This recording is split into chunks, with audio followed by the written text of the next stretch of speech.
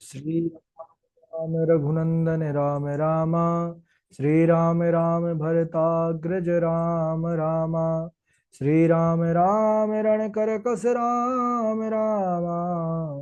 श्री राम राम शरणं भव राम राम। माता रामो मद्पिता रामचंद्रः। स्वामी रामो मत्सखा रामचंद्रः।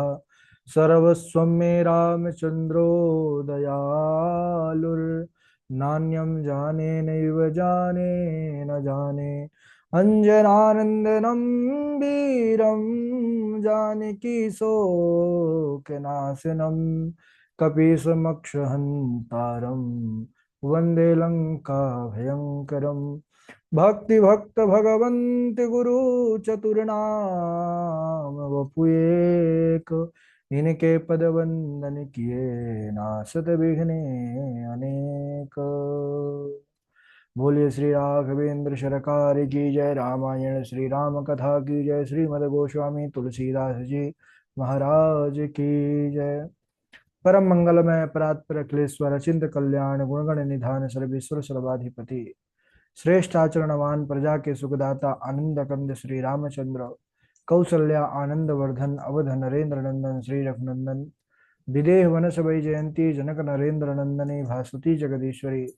माँ सुनैना की आंखों की पुतलिका विदेह जा जनक जा जनकाधिराज तनया जनक राज किशोरी बेदेही मैथिली श्री राम प्राण वल्लभा श्री जानकी जय। इन दोनों युगल सरकार के पावन चरण अरविंदों पर कोट सा नमन नतमस्तक वंदन एवं अभिनंदन। तीनों मैया चारों भैयाओं के चरणों में कोटि कोटि प्रणति। अनंत बलवंत गुणवंत श्री हनुमान जी महाराज के पावन चरण कमलों पर कोटि कोटि प्रणाम। समस्त भूतादिक सिय राम मैं सब जग जानी। करहूँ प्रणाम जोरि जुग पानी। हम सब इस समय श्री राम कथा चरित्र का पावन विचार संकल्प लेकर के इस राम कथा मंदाकिनी पर अवगाहन करने का जीवन में सद सौभाग्य प्राप्त कर रहे हैं। बड़ा ही उत्कृष्ट चरित्र संवाद जिसमें भरत जी का अनुपम त्याग, भरत जी का अनुपम भक्ति जो संसार के सामने प्रकट होती है कि राम भक्ति जीवन में किस प्रकार होनी चाहिए, राम प्रभु किस भक्ति से रिझते हैं, ये भरत जी ने संसार को बतलाया है।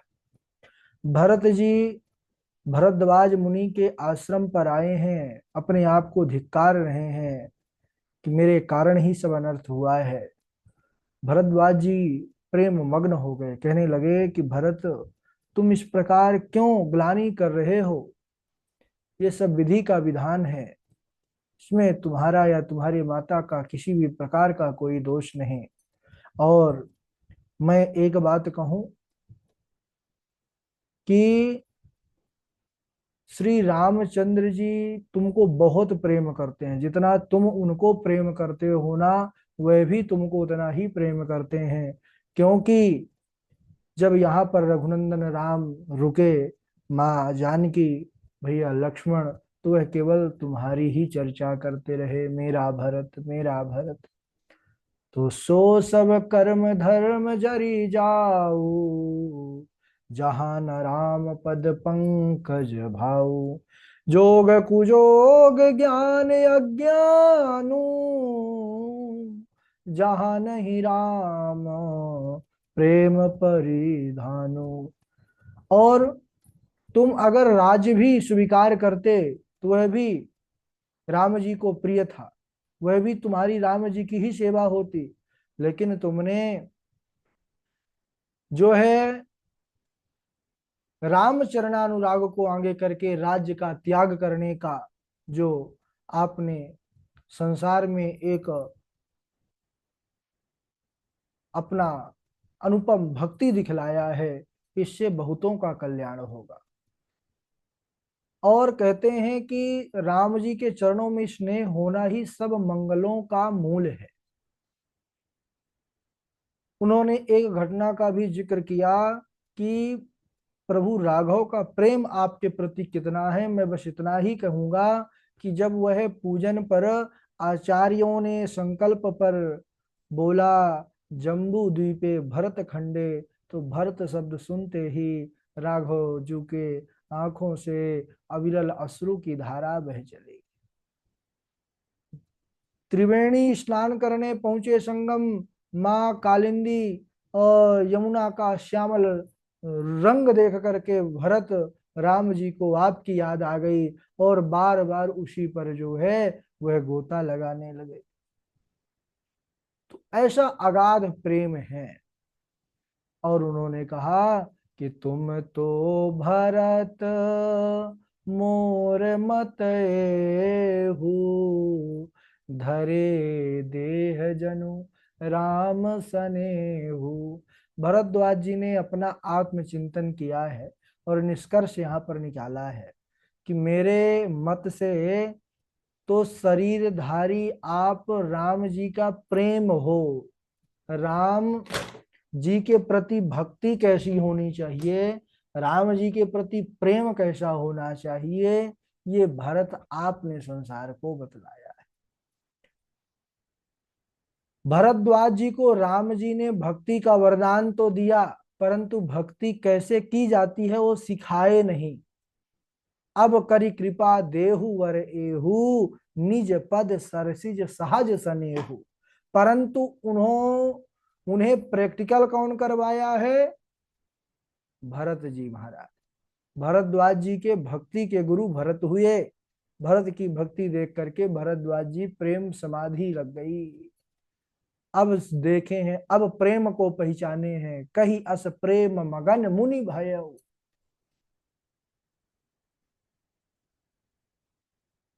और उन्होंने कहा कि अरे भरत जी, आपका प्रभु राम के प्रति जो प्रेम है यह देख करके अब मुझे लग रहा है कि राघव लालजू किस प्रेम और किस भक्ति से रिझते हैं। आज राम दर्शन का फल उनकी भक्ति करना है, उनसे प्रेम करना है, और आज वह फल मुझे प्राप्त हो गया। आज मैंने उस फल के रस को चखा है, खाया है। इसके बाद उन्होंने कहा कि मोरे मन प्रभु अस विश्वासा, राम ते अधिक राम कर दासा। अब मुझे विश्वास हो गया कि राम से बढ़कर के राम जी के दास के अंदर जो है महिमा है। और आपकी कीर्ति रूपी चंद्र जगत का बहुत उपकार करेगा। कहते जितना ना तो गंगा जी से हुआ, ना ही उतना रामावतार से हुआ, जितना आपकी कीर्ति से, आपकी भक्ति से, आपके प्रेम से संसार का होगा कल्याण। क्योंकि आपने अपने प्रेम से, अपने भक्ति से जगत को जीत लिया। भरत भरत जी, भरद्वाज जी की मुनि की प्रसन्नता के लिए वहां रात भर विश्राम किया। प्रातः काल भरत जी तीर्थराज में स्नान किया, समाज सहित मुनि को प्रणाम करके और आज्ञा लेकर के राघव जी से मिलने के लिए चित्रकूट की ओर चल दिए। रास्ते में रहने वाले स्त्री पुरुष सब सुनते हैं कि भरत जी जा रहे हैं राम जी से मिलने के लिए। अयोध्या जैसा विशाल साम्राज्य को त्याग करके भरत राम जी के चरणों की भक्ति प्रेम पाने के लिए जा रहे हैं। ये से सुनते ही महाराज अपने लोग जीवन को धन्य करने के लिए दौड़ दौड़ करके आते हैं, भरत जी का दर्शन करते हैं। भरत जी को देख करके उनके भाईपना, उनके भक्ति, उनके भाव, उनके प्रेम को महाराज वह पुलकित हो करके कहते और आपस में उनकी प्रशंसा करते हुए अपने अपने जो है तो घर को जाते हैं।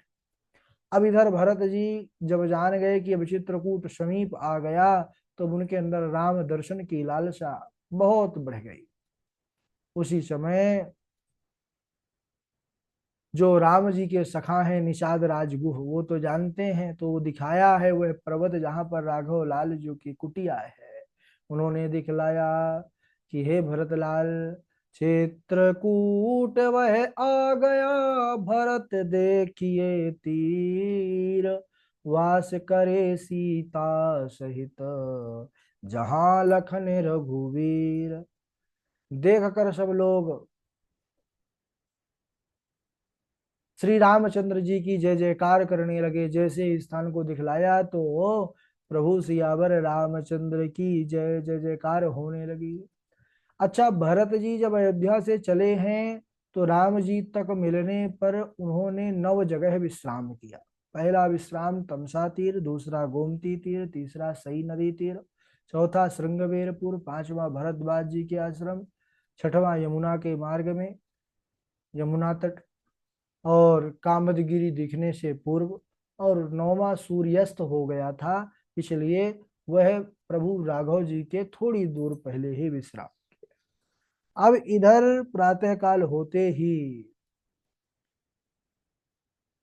भरत जी राम जी से मिलने के लिए चले। यहाँ रात्रि में माँ जानकी ने बड़ा विचित्र स्वप्न देखा।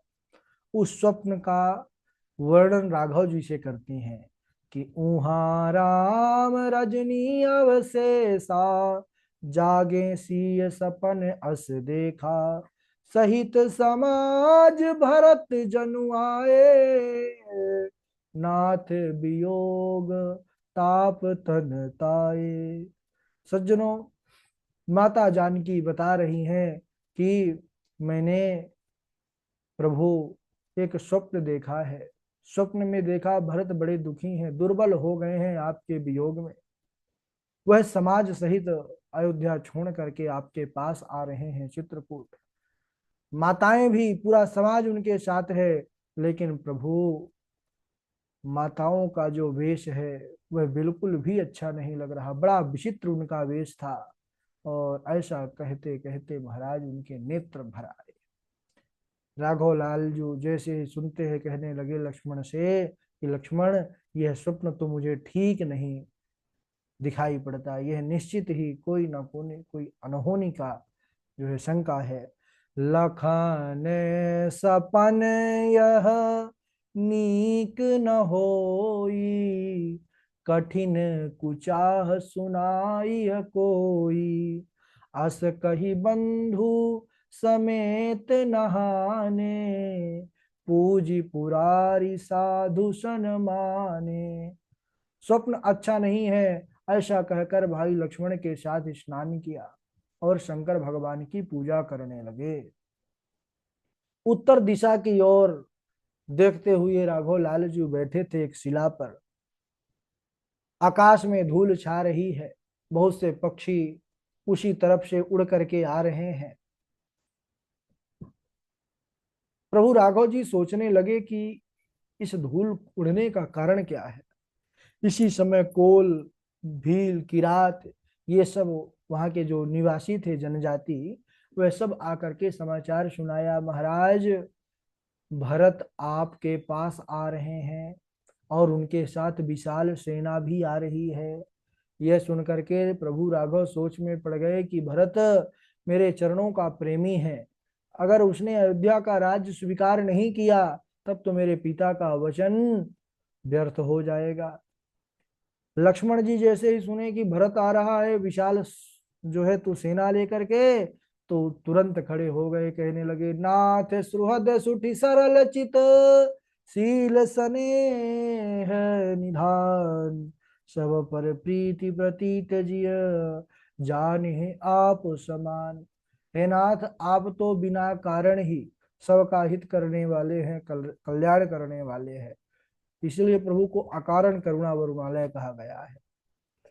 आप सबको अपने समान ही जानते हैं, जैसे आप अच्छे हैं सबको अच्छा समझते हैं, पर विषयी जीव जब प्रभुता पा जाते हैं तो वे अज्ञान के वश में जो है तो बड़ा अनर्थ कर डालते हैं।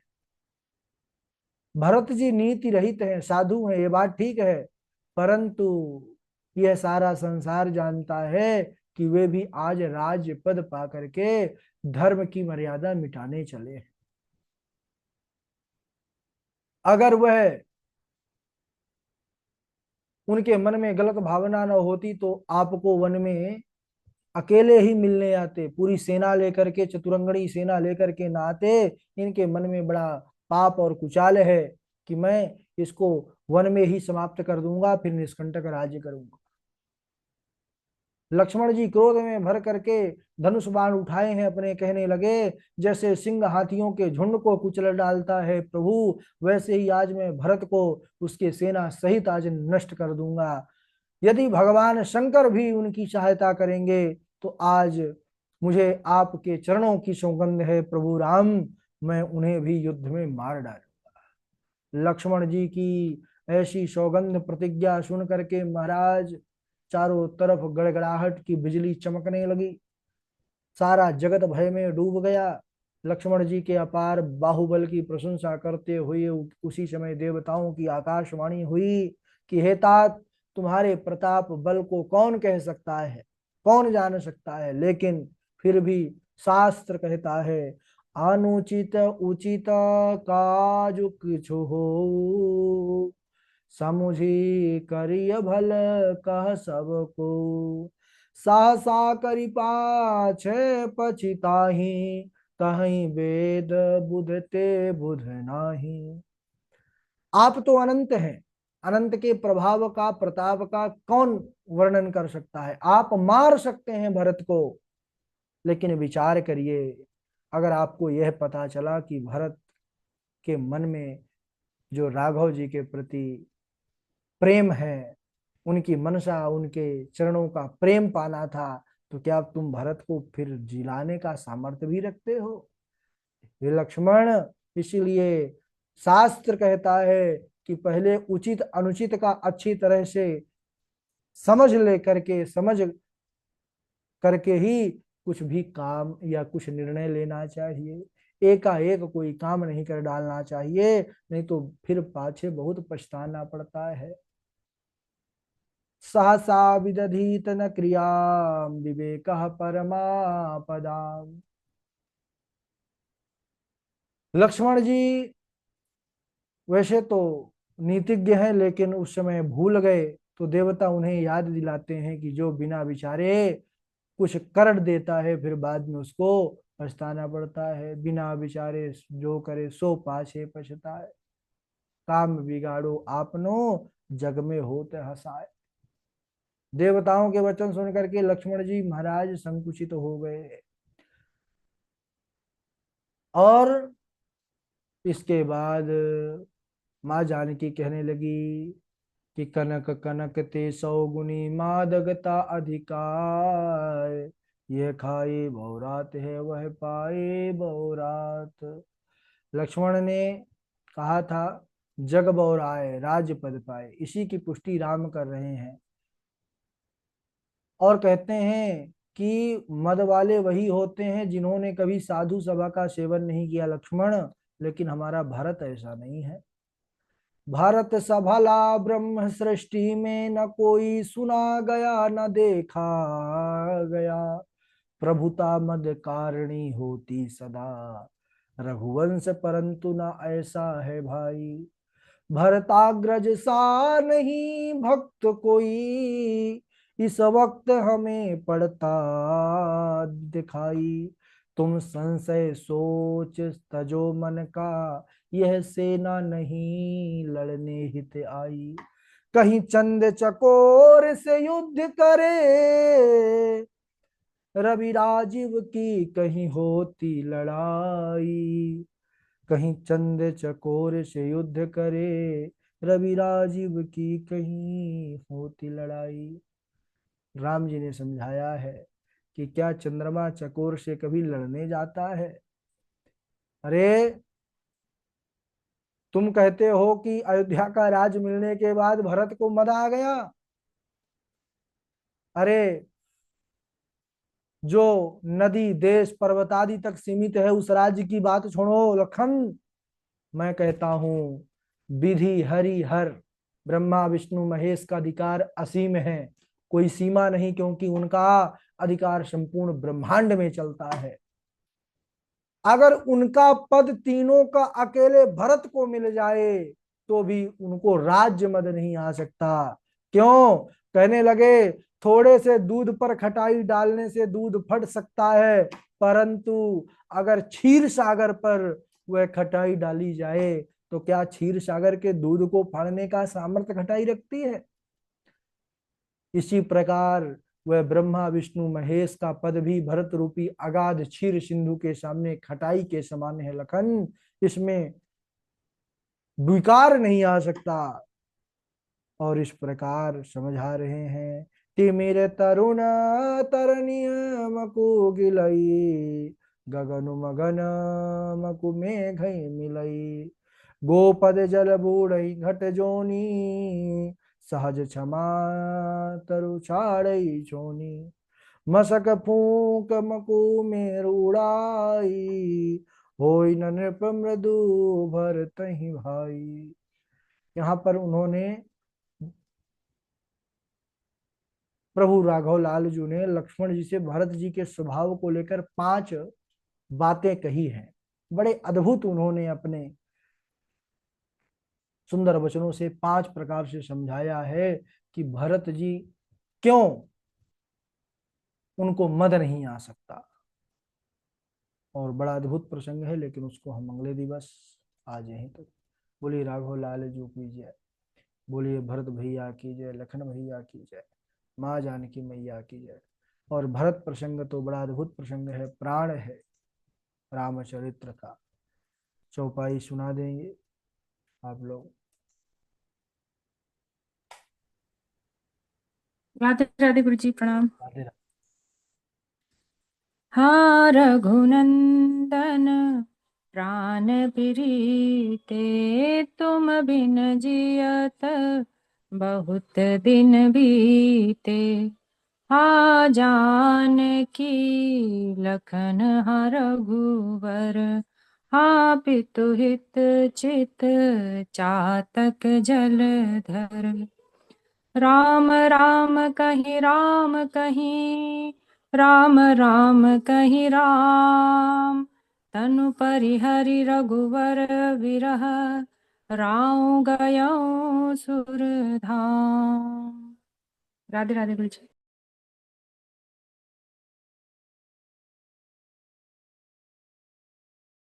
राधे राधे गुरु जी, प्रणाम।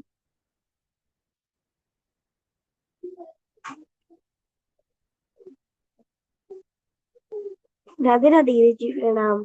हाँ सुनाए। राम ही देखी बराती जुड़ानी, प्रीति की रीति न जानी बखानी। निप समीप सो ताहि सुत चारी, जनु धन धर्मा दिक तनु धारी। सुतम समेत दशरथ ही देखी, मुदित नगर नर नारी विसेखी। राधे राधे गुरु जी, प्रणाम। राधे राधे।